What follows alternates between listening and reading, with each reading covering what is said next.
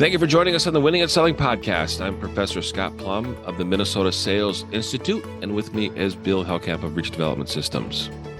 Networking can be a great way to meet new prospects, but many salespeople find it intimidating, frustrating, or without value.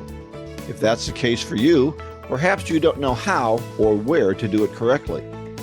So let's get focused on making some small talk as Scott and I discuss get the most out of networking and other stimulating topics on episode 564 of the Winning at Selling podcast.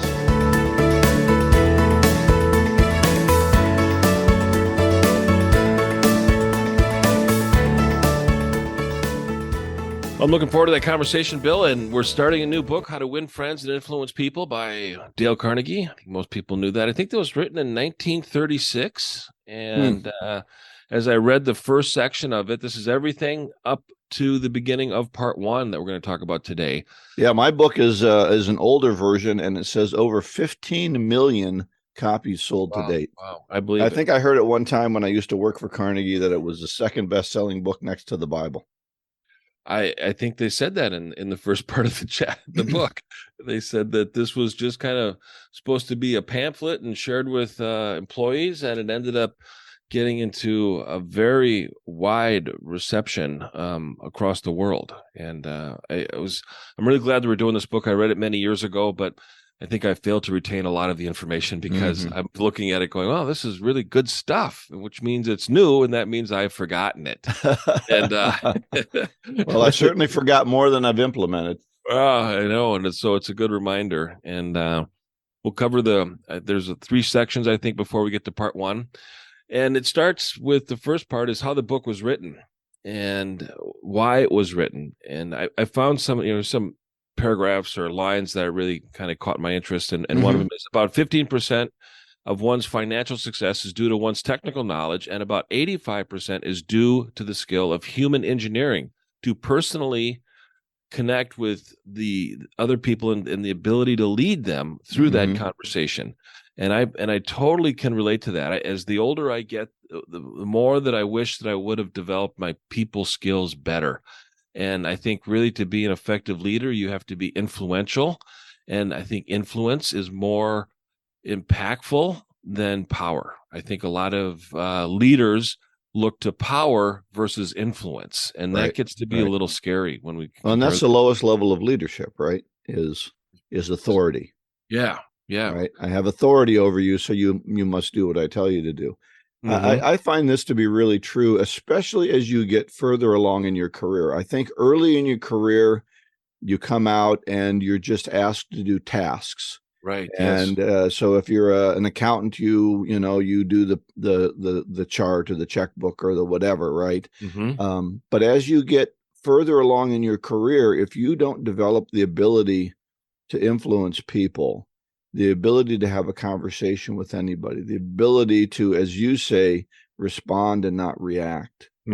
All of those things become a lot more important as you become further along in your career.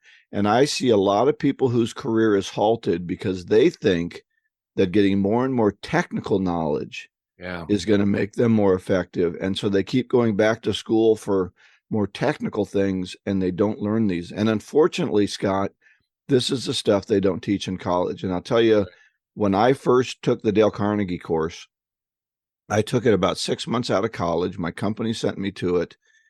And I can remember vividly going through this book that we're going to cover and thinking, why didn't they teach me this in the 4 years I spent in college? They taught nothing about how to develop relationships with people, the most important thing I could learn. And I got to tell you, I was a jerk. I was not a nice person. One of our best friends now, who is the nicest woman in the world, used to hate me. And she was my wife's friend, so she put up with me. But she did not like me. I was not a likable person, and I wasn't going to go very far in my career. And I still have things to overcome.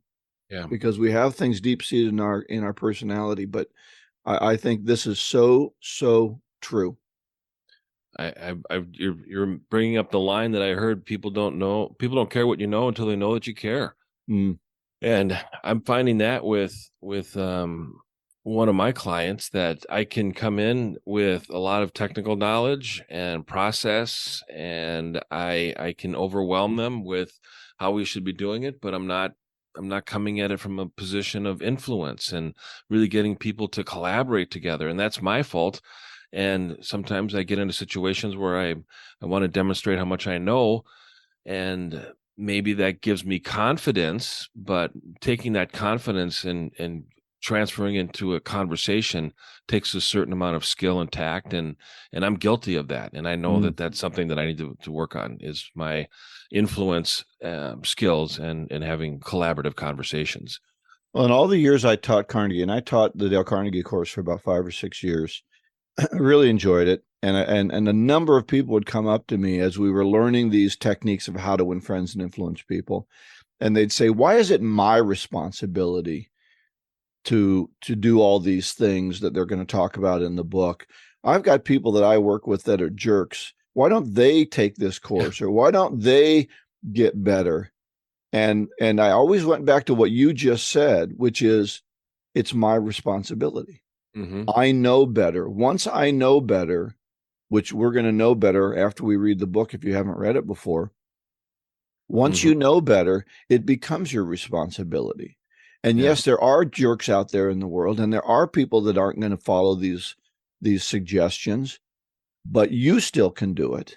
And Mm-hmm. you can still build those relationships. So as you said with your client, it's your responsibility to find a way to connect with them, not Yeah. always their responsibility to find a way to connect with you. And I think Right. that's the key message that this book's going to give you. Yeah. Yeah.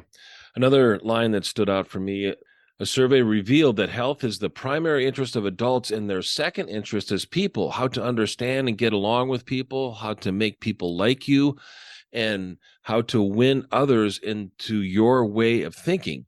And I thought, yeah, that's exactly what influence is. That's not Mm-hmm. manipulation. That's influence. I mean, I think most people are good. I think if somebody wants to practice manipulation, which I believe is defined as delivering 100% value to the person that is manipulating, and the other person gains nothing from that, and there's no value delivered to the other side in a manipulating conversation. So it's really taking advantage of somebody and not giving them anything in that exchange. Mm-hmm. You know, Scott, when we look at our political discourse now, Yeah. you know, we're afraid to talk to people because they're going to yell at us, they're going to challenge us, they're going to jump down our throats. You're a Nazi, or you're a commie, or you're a whatever. And instead of saying, Scott, tell me why you feel that way. Yeah. Yeah. Right? We don't want to have a conversation. We want to assert our opinion. And so I think where we've gone, and I don't know how or why we get there, I don't know this, but we've certainly gotten to a point where our discourse is not polite, Mm-hmm. genteel, civil. We're not Right. civil to each other anymore. And this book can take us a long way in being civil toward each other. Yeah, I think it's that mutual respect, Mm, and I think that we get into tribes, we get a sense of community when we're within our tribe. Our community validates our position and our decision. Our world becomes more segmented, and we seek the affirmations of people within our tribe. And how much are you really going to be able to learn about different positions or different points of view if you don't talk to people that are on the other side? And that's right. something I'm guilty of too. So it just takes a little bit of work to do that. One more point in this section of the book, I really like this line about education is the ability to meet life's situations. The great aim of education is not knowledge but action. And I find this so true when it comes to working with growing revenue and developing the sales channel. And I can come in with a lot of knowledge and some experience and some expertise in some areas. But if nobody does anything different, nothing changes. The Mm-hmm, results are the mm-hmm. same. And when we look at, what is a good leader is a person that influences others to behave differently. We Yeah. are in the behavior modification business. That's what we do, is we work with people to modify their behavior.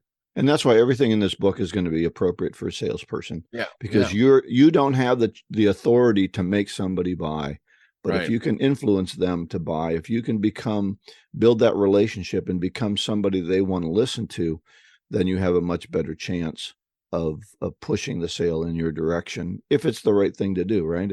Exactly.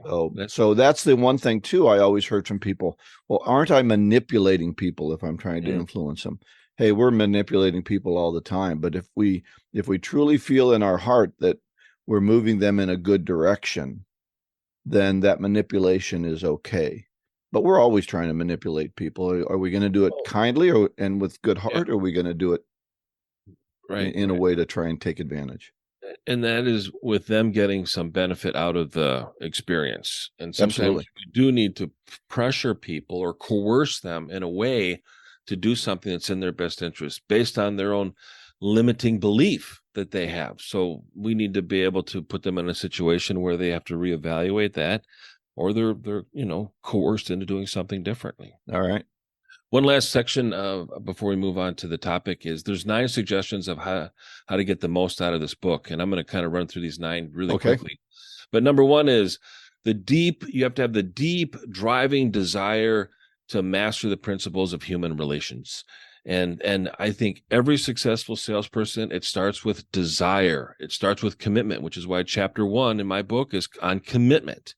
How do you demonstrate your commitment to other people, and do you have commitment within you? And I also love the word desire because it's emotional. You have to have that desire to be able to learn and want to know about human interaction. Yeah, I think it starts with your desire to get along better with people, to understand people, not to get your own way, but to be more civil, as we said, and to develop those principles of human relations. If you don't care about other people, I think I read a book once. It was called How to Get Ahead or something, and it was written by a New Yorker, and basically was how to cheat, lie, and steal. And I thought, how did you even write this book? This is terrible. It was kind of the anti how to win friends and influence people. And I put it down after about 4 chapters. I said, this guy is just a jerk. So you can take it one way or the other. How are you gonna push this? Do you want to master the principles of human relations? Yeah. Number 2 is read each chapter twice before going on to the next one. I'm not sure that I'm going to practice that. I'm not going to do that one, but I've read the book every year, so I'm reading things I've already known. But the next one is really key, I think, Scott. Yeah. Number 3 is as you read, stop frequently and ask yourself, how can you apply each suggestion within the book? And that you really need to have contemplation. And if you don't have contemplation, you're not really considering your current behavior and the new desired behavior in the future to give you the outcome that you want. Yeah, I would suggest reading the book with either a notepad or some Post-it notes. I like to read a book with Post-it. I don't like to write in a book. Just it kind of going back to grade school, I couldn't get over it. But I do put Post-it notes in it, and I think that's a great way to say, okay, here's a person that I need to get along better. This suggestion would work well with that person. So write the person's name down or the situation, and then the suggestion or the principle that he's going to talk about. Yeah. Number 4 is underscore each important idea. Very similar to the other one, highlighting. I highlight the book. I write in the margins. I circle page numbers. I mean, I own that book, and I want everybody to know that I read that book. And for me to go through and highlight the stuff that's important, it makes it easier for me to refer to it later. Yeah, absolutely. I think if you like to do that, it's going to help you a lot. Yeah. Number 5, review this book each month. That's reading it twice and reviewing it each month. That's a lot. And I don't doubt the importance of it, but there's also, I mean, think about when this was written, how many books were around with this type of caliber. Now there's millions of them.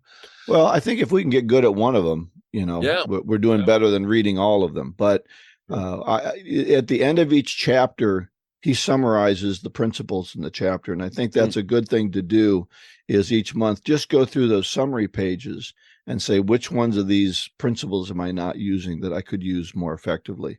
So, as we've read books again, you've realized my life has changed, and I'm seeing new things in this book that I didn't see before. So by reviewing it each month, just going through those summary chapters, the summary pages, you can think about, hey, I should, maybe with my wife or my husband or my boss, I can do this. I use this idea again. So I Mm. think that's a good way to review it without reading the whole thing again.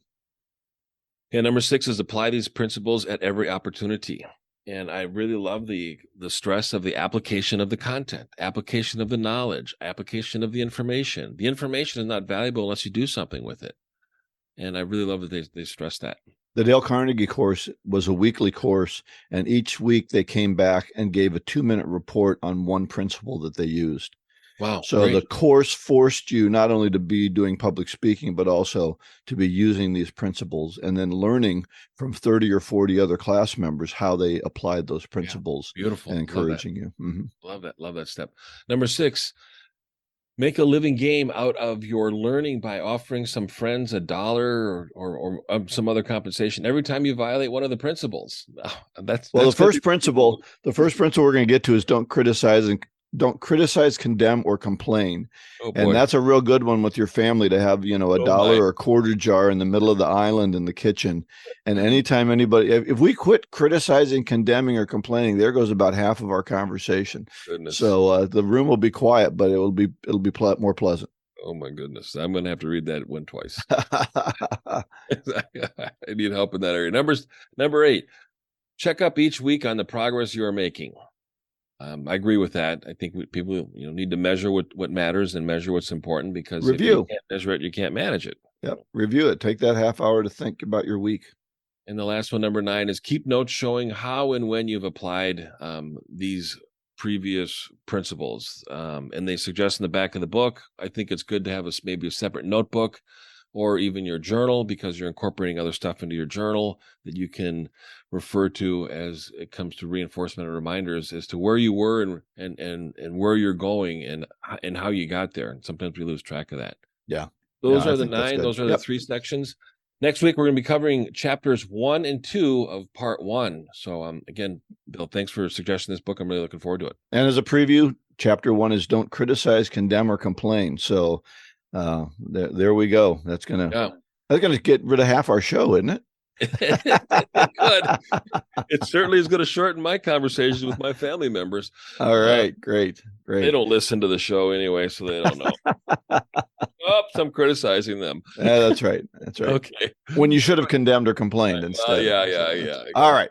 Well, our topic today is get the most out of networking. And, it's interesting because as we're talking about how to develop relationships, networking ties right into that. Maybe that's what subliminally made me think of this topic. But I always think about, times that I've gone into networking situations and I'm kind of nervous and I don't, I don't feel really good about it. So I go to the bar and I get a drink. Right. And then I go and I get some food. And so now I got food in one hand and a drink in another. So I can't meet anybody anyway. And I don't know, there's nobody there I know there, and I really feel afraid to go break into a conversation. And then across the room I see someone I kind of know, and I really don't like them all that much, but I run over because they're comfortably, I know them, and I start a conversation with them, and I spend the next 40 minutes with them. I don't meet any new contacts, and then I think networking doesn't work. Wow. Yeah. Because and I think that's a common scenario for people. They fill up, they spend all their time getting a free cup of coffee and forget the reason they're there. Right. So I want to talk a little bit about some barriers, why we don't feel like, doing it, or why we don't do it comfortably. And then some suggestions for getting the most out of networking and some follow-up suggestions. So right. I think the number one barrier that we have, Scott, is the feeling that we might get rejected. Mm-hmm. That people are not going to want to talk to us. So what's your thought? Why is that not true in reality? Well, I think people go into a situation like that going, what am I risking? And when you're there for a personal goal and you're maybe there to seek validation, it is possible that expectation is not going to be met. You may interpret it as being rejected. Mm-hmm. I think when you go to a networking event, you're playing a role of a business person. And I think sometimes we get into projecting stuff on other people as rejecting. In reality, we may be rejecting them first. And Oh yeah, how many times have we scanned a room and said, "Well, yeah, that person's yeah, not one. yeah. That I guy's got can't a believe that person's tattoo, and still that's not around, that." or That's right. So we tend to reject them. I think also you have to understand that they're there to network. right, I yeah, mean, the reason the other people all came into that room is they're trying to meet people, not just to spend time with their friends. Now, that doesn't mean some people don't just spend time with their friends and people they already know, but the majority of people are there to accept you and get to know you and meet you and understand a little bit about your business. So quit hmm, worrying about rejection in a room where their goal is to meet you. right, right, yeah, yeah, totally agree. Now, the second barrier is that I feel awkward. I Mm. don't really know how to do it. Not good conversationalist. I just feel uncomfortable meeting people. And these are all self-imposed beliefs that people come up with. And we have to look at the evidence. Where's the evidence of that? Well, there is none. So is it real? Yeah. Is it true? It's not true. I think when somebody goes to a networking event, and this is why I always look at somebody and I congratulate them for coming out, is number one, it's very comfortable to stay in your home office these days. And it's very uncomfortable when you have to get in your car and drive someplace for a networking event and fight traffic and a parking spot and everything like that. But these people that are attending networking events, and I really want to stress this, they're making a public commitment to their profession, Mm-hmm. and they're putting their reputation on the line with every conversation that they have with somebody. And when they're risking that, they're in a better position of growing their business than people that do not want to leave the basement office that they have. And I see names of people in this marketplace and they do the same thing that I do. And I'm like, I have been working for 20, I don't know, 2 years on the Minnesota Sales Institute. I've been to many, many events. How come I've never heard of this person before? That's right. And it's like, I'm not living in the basement here, but these people are not making a public commitment to their professions, which is why Yeah. I've never heard of them. Yeah.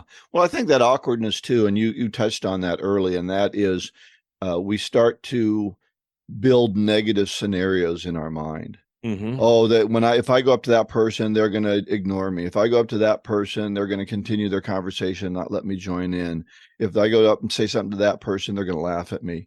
So we feel awkward because we've pre-played negativity. Yeah, I mean, I think the next barrier is can I find the right time or the right situation? Where should I go network?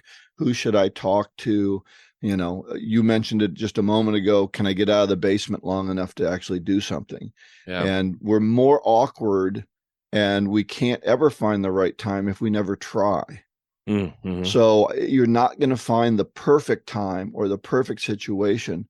So if you have an opportunity, go to it. I have one next week that I want to go to. It's downtown. I hate going downtown. I Oh, hate me paying too. $50 for a half hour's worth of parking in downtown Minneapolis.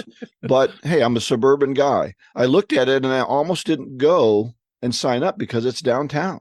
Yeah. But I Well, said, look, I'm going to overcome this feeling I have because maybe there'll be somebody there that I need to meet. mm, So you've got to push yourself sometimes through that and say, okay, I'm not just the perfect situation. No, sometimes it's, hey, here's an opportunity. All I have to do is meet one person to make it valuable. right. Yeah. Yeah. I have the same feeling about downtown Minneapolis. It's not fun anymore. Yeah. And then finally, the other barrier is selfish thoughts. And I think all you're thinking about is what do I get out of this? Mm-hmm. Instead of thinking maybe I can meet somebody I can help. And so when we're thinking selfishly, me, uh, then everything comes to the fore. We're more awkward. We're more worried about rejection. Those are all me focused instead of other people focused. Yeah, I agree. And I think when you get into a networking event, if you're able to introduce somebody to another person, or if you ever give them some short information quickly, they're going to consider you to be a person that is connected and knowledgeable. And when you have that reputation of being connected and knowledgeable, I think people will turn to you when they're in need, when the timing is right. That's right. I remember talking to somebody who we've had on the show, Bo Nordby, many episodes ago. I was at a big annual celebration for a business, and he was talking about sales and marketing and doing something together, and I said, why don't you consider just having the term influence when you're talking about sales and marketing, because when you say sales, marketing doesn't think it's important or credible. And when you say marketing, salespeople go, all they want to do is win awards and not have effective ads. So what do they do for me? Nothing. So you're using two words that are very divisive. Just use influence. And you could just see his eyes light up going, wow, I mean, that's a unique position. I go, yeah, just go in that direction. Thanks, Bo. See you next year. And off we go. That's right. Right. We drop ideas out there in the world. So yeah, and that's just a very quick observation. I really love sharing information with people that are growth minded, and they end up considering it and applying it, and it makes their life better, their business better, and the clients that they touch have a better life because of that person. That's right. That's right. Okay. So here's some suggestions of how to get the most out of networking, and certainly break in anytime here I get too lengthy. But I think the first thing is you have to go into it with a plan, have some kind of a goal. How many people do I want to meet? Is there somebody that I think I might see there that I want to strengthen my relationship with? Right. The only reason for going isn't to meet new people. Sometimes, as you said, is to meet somebody and give them a suggestion on how their business can be a little bit better. So how can I give to this can be part of your goal. I think the one thing to remember in a plan is you're not there to eat and drink. It isn't the 30-cent bagel that's going to be the most important thing. When you fill your hands with a drink and food, you got nobody to shake hands with. You can't give them a business card. There's never enough tables around. So now you're stuck. So forget the food. If you want to have a cup of coffee, now you still have a hand free to shake a hand, hand out a business card, those sorts of things. And then I think the other thing is, and this goes on to the right time situation awkwardness, but go where your clients gather, not where other salespeople gather. Sometimes I find myself meeting the same salespeople over and over again and never meeting a potential client. So you're looking for clients. You're not looking for the people who are in the same business as you are. So those are some of the thoughts I have in a plan. Yeah, that's so true. When you and I go to the same event, we don't talk to each other. No. I'm okay with that. Scott says he has quite enough of me on Wednesday mornings. Yes, exactly. I like that strategy, Bill. I do go to eat and drink at those events, especially when there's an open bar, but I do get there a half hour early. And I look at all the name tags that are there. And if I can get away with it, I might take a picture of all the name tags just so I can follow up with the people that I want to, meet while I'm there. But when I do have a cocktail, I will pick vodka over beer. I don't want to have beer breath.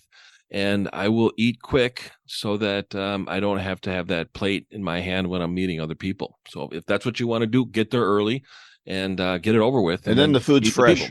Yes, exactly.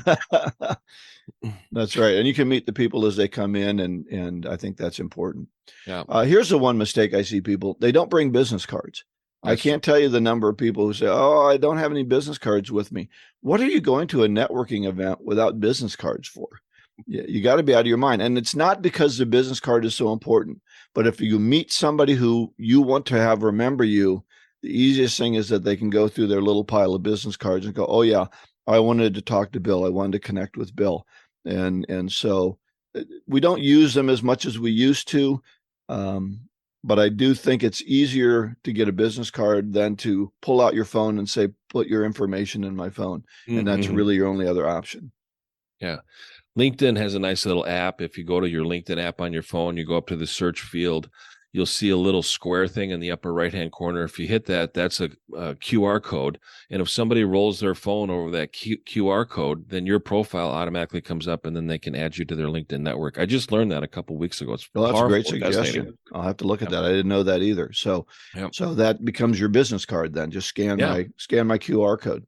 And then you get an email saying you're connected to that person. So when you get an email that you're connected to that person, then you can follow up with them. You've got hopefully their contact info. Hopefully people put their phone number in their LinkedIn profile and their email. Oh no, we're keeping everything secret. I don't want to let anybody know anything. Call me Oh, geez, it just Yeah. burns me when I do that. It's like, where? Come on.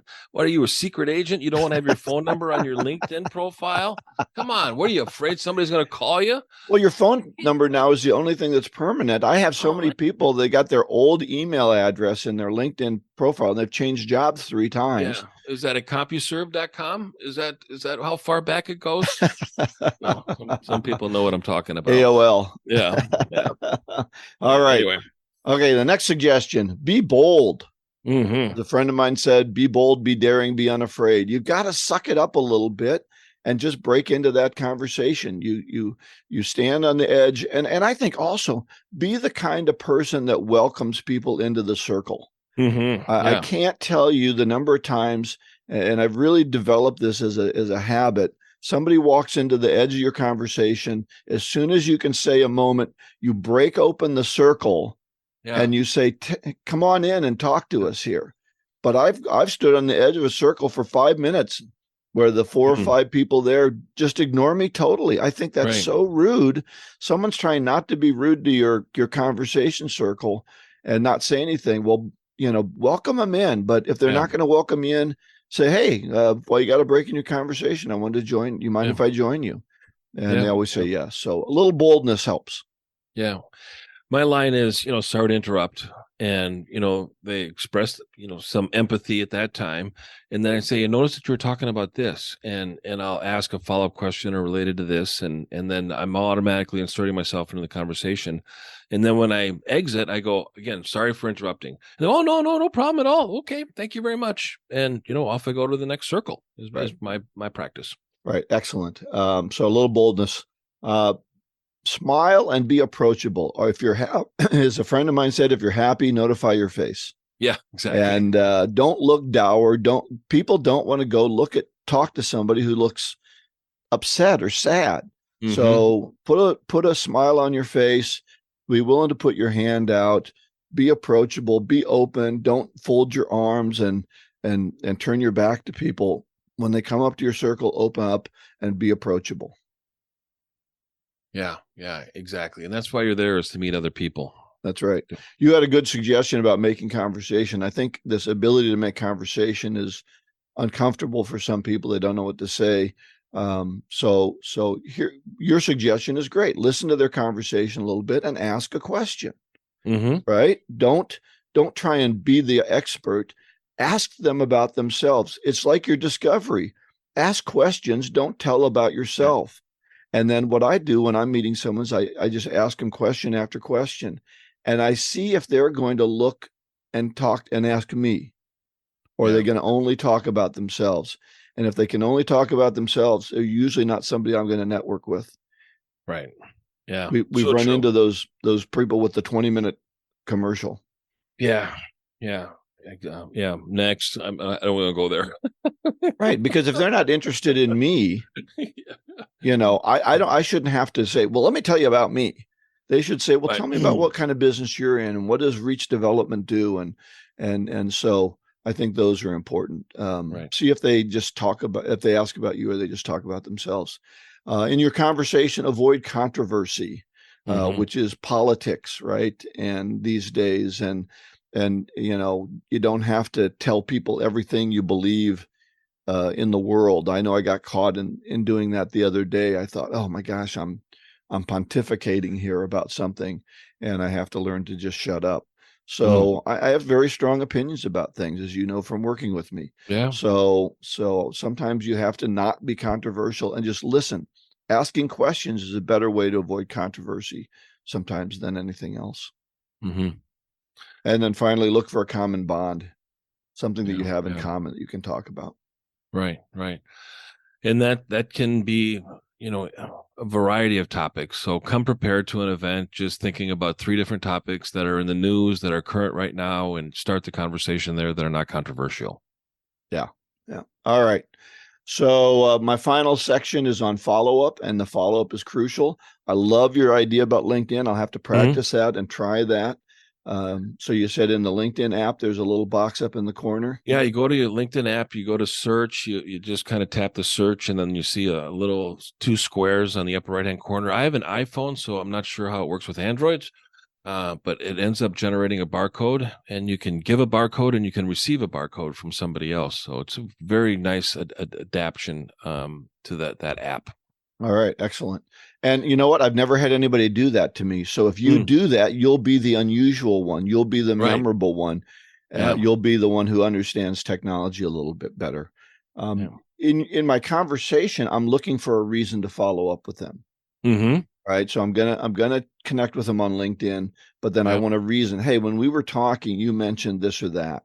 And so let's see if we can keep that conversation going a little bit. And maybe should we have a cup of coffee together? So I think I'm looking for those reasons to follow up. So the last couple things then is I want to make long-term connections. And then I want to build on that success by finding out who else they know. So I'm not just trying to make a connection, then I'm trying to find out who else they know that I need to know and build on that. So can you move the spider web beyond just that first person? Yeah, this is where LinkedIn can be very powerful. When you're connected to somebody, you're able to see some of their second degree connections, and or even when you type in a name in LinkedIn where you person that you want to meet, you end up finding people that you know them. So it makes it a lot easier. But you have to build that network one person at a time. Right. So just in closing, take a chance. First of all, get out of your basement, as Scott said. You're not going to meet anybody new. Your front door cannot be your biggest barrier to getting out and making business happen. And so get outside. Most of these networking things are going to be early morning or late afternoon. So you're going to have to get up a little bit earlier, get ready a little bit earlier, but go out and do them. Scott and I are both involved in the Professional Sales Association, and it's been very hard to get new people to come to associations because we're stuck in this new way of doing business where I can spend the morning in my jammies.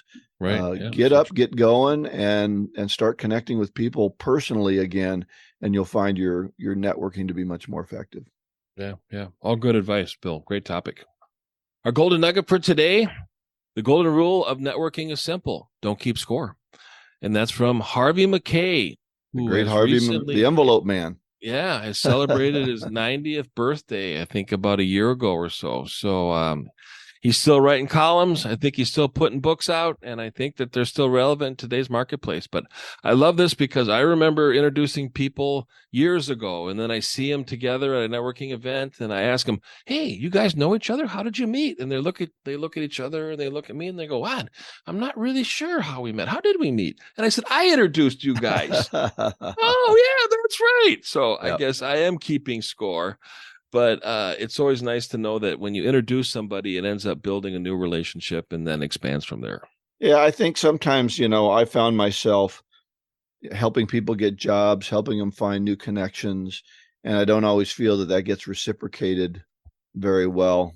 But at the same time, it's just a good practice with people. You'll probably give more than you get in networking, but sometimes you'll get a big score, and it pays for everything. So, if you like networking, if you feel you can do it, if there's opportunities, as Harvey McKay said, don't keep score, just go out and do the networking.